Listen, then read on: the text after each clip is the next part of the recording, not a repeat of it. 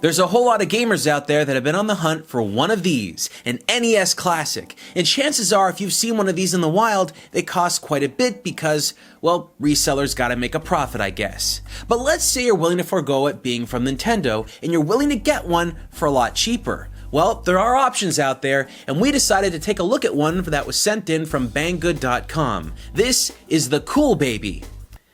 That is the weirdest name they could have possibly gone with, but that's what it's called. And unlike the NES Classic, this sucker has 600 games built in. But is it worth your dollar? Let's find out.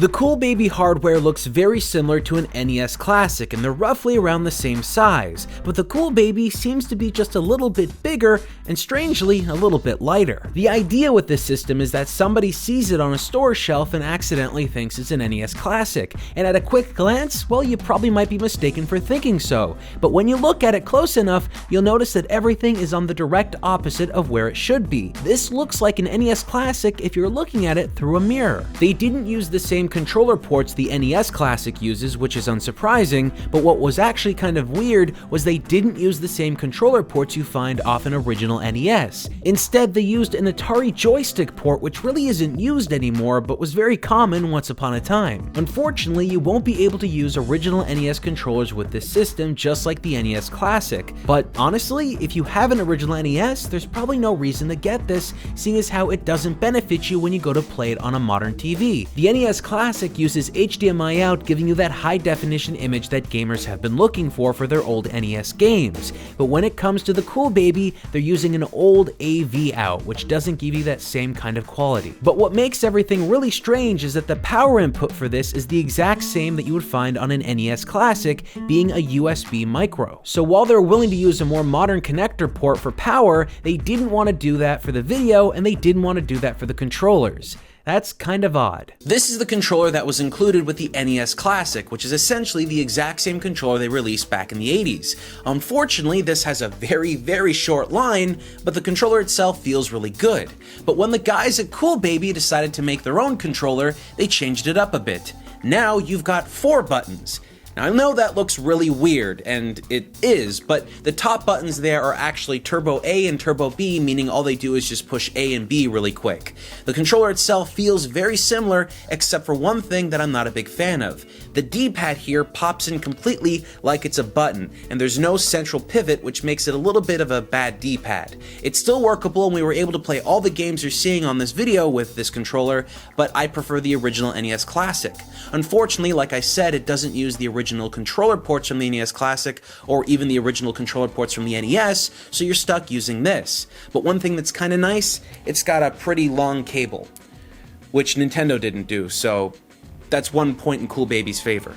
So like I said at the beginning of this video, this console has a lot of games built into it, far more than you'll find on the NES Classic. But let's take a look how you actually access those games. As soon as you start up the system, you're given an option between Chinese and English for the game selection menus. The first layer of menus gives you an option between Mario, Contra, Hot Blood Turtle, Adventure, and 545 in 1. Each selection of this menu has a collection of games organized, but as soon as you get to the 545 in 1, well, you start to get a whole bunch of random games that don't really fit anywhere. For instance, when you choose something like Mario, you get access to a menu that allows you to choose between 25 different games that are about Mario. When you add up all the games from all the menus, you're gonna get about 600 games, although there are a couple of hacks and modifications that are just duplicates, which personally I don't consider as extra games, but they do stand out as individual titles on here. So realistically, you're getting something under 600, but let's not bother talking about specifics here, because this entire selection of games is gonna get weird. The menus and the video game selection themselves are just not well designed. As soon as you're finished playing a game and you press restart, you're sent all the way back to the very beginning where you're selecting the languages, which really sucks. If you're going through tons of games that basically add up to 600, you're gonna spend a lot of time trying to traverse and find where games actually are. It's not even a fair competition to compare the Cool Baby interface to the NES Classic's interface. Nintendo took a lot of of time and effort into making sure their interface felt right. And unfortunately, the original NES Classic doesn't have a heck of a lot of games, but if you were to modify it and add extra games, well, it's still easier to traverse and find all the games you want, because even then, the system still works that much better. The few game franchises that are organized on the top layer menu, like Mario and Turtles and stuff like that, well, those are easy to find because there's just not that many games in those franchises. But when you get to that 545 in one, it gets really messy. And funny enough, I think the folks behind the Cool Baby knew this was a problem, so they took all 600 games, all 600, and listed them on the back of the box. 600 titles written in the tiniest font they possibly could have to fit on the back of this already small box. It's not organized by genre or even by alphabetical order, so no matter what, it's gonna be a hunt to find any one game you're looking for. And also, despite the fact it's got like 600 games, it still doesn't have a lot of games you might be looking for, like Zelda 1 or 2, and you won't even find Final Fantasy. It's a real mixed bag, and you just don't know what's on here to begin with. But let's just say you do get lucky and you find a game on here that you actually know and you want to play, there's a very good chance it's been heavily modified because none of these are licensed from the original developers of the games. Everything on here is bootleg, so the chances of it running properly and actually being the original code for the game are very sparse. So as you can no doubt see, there's a lot of games on this system, and the majority of the ones I played for the titles I actually knew, like Contra and Super Mario Bros., seemed to run well enough. Basically, they looked and played just like they did on the original NES, but because they are bootleg pieces of software, you never know what's going to run properly and what's not going to run properly. Maybe later on in the level, the game's just going to stop working, or Donkey Kong will turn into Koopa for whatever reason. Those are realities when you're playing with pirated software. But I don't want to talk about all those games we know about, because this system is loaded with tons of hacked and modified games and pirated software I've never seen before. Things that shouldn't exist on the NES, but here they are. So folks, let's go on a journey.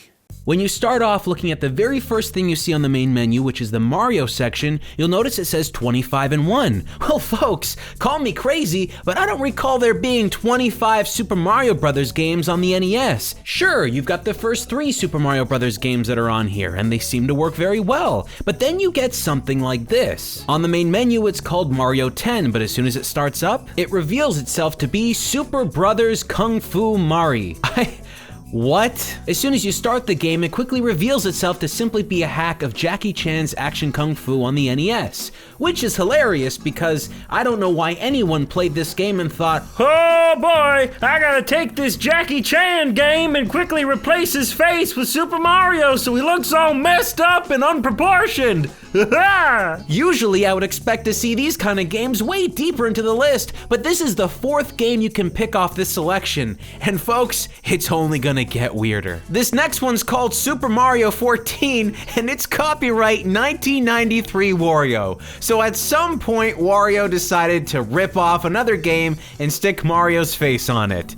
Sweet. The game is just a ripoff of a Famicom game, and this is the thing that you're gonna see a lot with a lot of these hacks and modifications. They usually go into the Famicom library and pick games that North American gamers wouldn't really recognize or know. This one here has been modified a little bit though, because, well, Mario's face is on the main character now, and there are a lot of coins all over the place, and Super Mario villains. So that was the thing they did. Originally, this would be the 3rd Kid Nicky game, but that one never came out in North America, so they thought we would know it, but we did. But good try anyway. Next one up is called Mario 16. And yep, that's just Joe and Mac. They just ripped off Joe and Mac and put Mario in it. There, that was... why? For the next monstrosity, we're looking at Super Brothers 6, because they forgot that Mario should have been in the title there. And the game starts up with, this is Tiny Toon Adventures. There's Plucky and Dizzy and Furball. I don't really understand. What part of this is Super, oh, there you go. You inserted Super Mario in Tiny Toon Adventures. And you know what? I think I speak for everyone here when we all really, really desperately wanted to see a Super Mario game where he collected carrots. Next up on the chopping block is Super Mario World 9, cause what? Why? We didn't even have any of the other Super Mario World games. We're not even on the right console for Super Mario World, but Alright, let's see. Adventure Island 2. You just put Super Mario and Adventure Island 2. You know what? I'll give them this one. They kind of feel the same, almost. You even get to ride a dinosaur at one point, and that's pretty close to Super Mario World, so maybe that's why they did that, I guess. But if I had to make one criticism for the hackers out there that made this game, you do know that Super Mario wears red, right? Technically, this is Luigi. Just for the next time you do this. So the next batch of 3 games are called Kamikaze Mario. Mario's naked in this one. He doesn't have clothes on. I mean, I can't show it to you here, but trust me, they are drawing everything. And what am I even supposed to do here? I don't understand this. I'm at the end of the world, but there's like nowhere for me to go. What kind of game is this? Princess Toadstool is right there, right there. This is the whole point of the mission, is to save her. And there's nothing. You just wait here until you die. This is crazy. The second one makes even less sense than this. There's a point here where you just kind of slide underneath the world for no reason, and then you have to climb up on invisible plants, and I really don't know what comes next.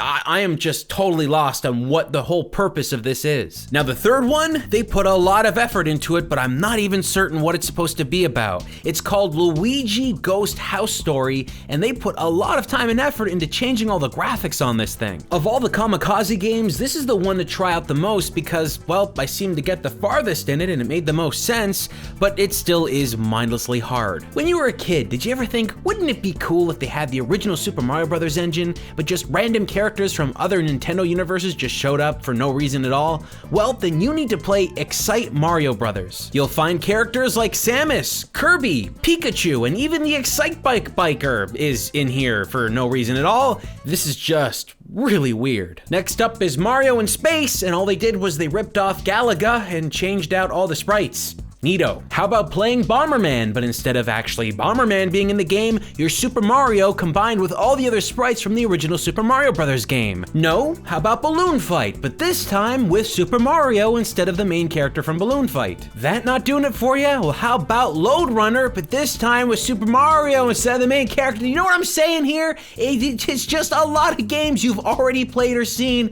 but this time Mario is just the character that you're playing as. And it goes on and on. There's all sorts of weird hacks and modifications to existing Mario games, including a really weird drug-fueled Yoshi's cookie, which is just bizarrely wrong. What really stands out and makes this entire thing crazy is I've only shown you the Mario section of the main menu. There's also Contra, where they took all of the Contra games and included a bunch of heavily modified versions of those original games as well. Then you've got Hot Blood, which is just the Kinokun series from Technos Japan, which just has the entire series of those games, which is actually kind of interesting because many of them were never released outside of Japan. You've got Teenage Mutant Ninja Turtles and also Adventure Island, but the moment you get to 545 in 1, that's when it gets to be way too much. Now there are a lot of rare and hard to come by games included in this list, and some of them are worth playing because this is essentially, as far as I can tell, the original games just being dumped into a ROM collection. For example, you've got Chip 'n Dale Rescue Rangers 1, which works really well on here, and you also have access to the sequel, which is a very hard game to come by,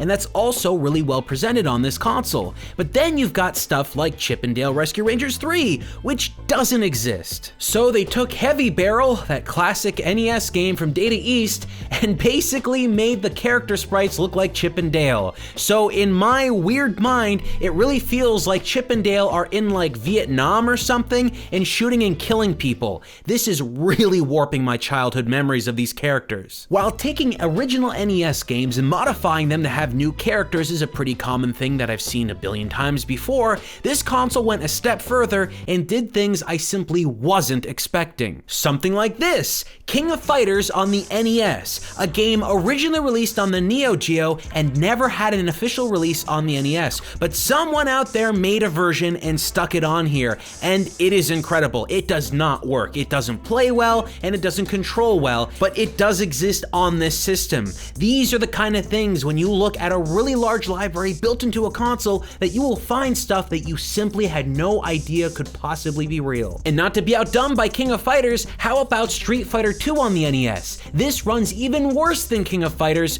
but again, it is an existing game that someone had to have made. The two most interesting things about this game is someone went and took the sprites from Street Fighter 2 and kind of brought them down on the NES level. They did a pretty good job with it, and even the music is done pretty well. But when it comes to controlling the game, well, it went right out the window. And if those two didn't scratch your fighting game itch, how about Mortal Kombat 4? Not 1, not 2, not 3, Mortal Kombat 4. This game to me is hilarious because this was the first mainline Mortal Kombat game that used a 3D engine, so there was no way that was gonna work on the NES. If they really wanted to rip one off, they probably should have taken Mortal Kombat 1, 2, or 3, and clearly that's what they did. A lot of these models and a lot of these characters are from Mortal Kombat 3, but what's even more funny is that when you look at the character select screen, it makes it look like there's a whole lot of characters you can choose from. Take a closer look. It's just duplicates. Duplicates of pretty much all of the characters. But let's say you don't want to dive into fighting games and you want to try out something that's a little bit more, let's say, modern. Something that was very popular on cell phones, perhaps. How about Angry Birds? And you know what? Not one Angry Birds game, 3. Now the first two are just puzzle games, modifications, hacks, whatever. They're not very impressive and they're actually really bad to play. But Angry Birds 3 is actually a real Angry Birds game. Someone took the original concept and built it with an NES in mind, and it actually kind of works. Now I'm not saying it's better than the original or even on par, but it really is a game that is effectively Angry Birds. It feels the same and it controls the same, just without a touchscreen. I'm shocked that this is on here, but hey, if you really wanted to play Angry Birds on the NES, here's your chance. For many kids out there that owned an NES, there was probably a good chance that they had a friend that had a Sega Genesis that had that one game with that blue hedgehog they may have wanted to play, but their parents wouldn't let them get a Genesis or a Mega Drive, so there was nothing they could do. Well, ladies and gentlemen, they came up with the solution. Here's Sonic the Hedgehog running on the NES. Oh, it's awful, all right. It doesn't even compare to the original. They did get the music and some sense of control, but playing Sonic the Hedgehog with a muted color scheme and these awkward looking graphics just feels wrong, and when you're holding an NES gamepad, it really starts to mess with your head. The farther you go into this game collection, the weirder it gets. You'll find strange Pokemon themed games with Pikachu, and they never quite play well. And once in a while, you'll also see games that I've shown off previously in some of the worst ever series that I've done in the past, like the worst plug and play console 2, which, believe it or not, has a lot of games on here that you would have recognized from that video. And even though they're on here, I can't say it's one of those really bad systems because there are a lot of really good games on here, ones that I actually know. But it's never a guarantee. Sometimes you'll start up a game thinking you know what it's gonna be, and suddenly it's Mario Brothers with Teletubbies. I mean, who is this even appealing to? And other times you'll play a game that looks almost exactly like the original, but instead of Pac-Man eating the pellets, he poops them for some reason. But at every corner, you're likely to find a game that just blows your mind, like Plants vs. Zombies working on the NES, which again, shouldn't be here, but it totally is. This is unlike any other plug and play system, any other NES bundle ripoff thing I have ever seen. So after seeing all of that, I know a lot of you are probably thinking, well, there's no way this competes against the NES Classic. And in terms of hardware, you would be completely right. The NES Classic is accurately reproducing original NES games on your modern television in a really faithful way. And because it was actually legally done by Nintendo, it's all above board. But the Cool Baby isn't above board. It's stealing a lot of games and doing a lot of things wrong. But you'd probably assume I'd be saying you shouldn't get one. But honestly, maybe you might want to. There are just so many weird games on here that I've never seen before that it might actually be worth getting just for that weird oddity factor. Knockoff hacks and clones, and some really strange original games that were made on here that are rip-offs of properties that never had original NES releases. Sure, not all of them run really well, but it's so weird to see these games existing. You could probably find these games online, or maybe even find them in other console collections like this, but if you really want something strange and bizarre, you might want to pick up a Cool Baby.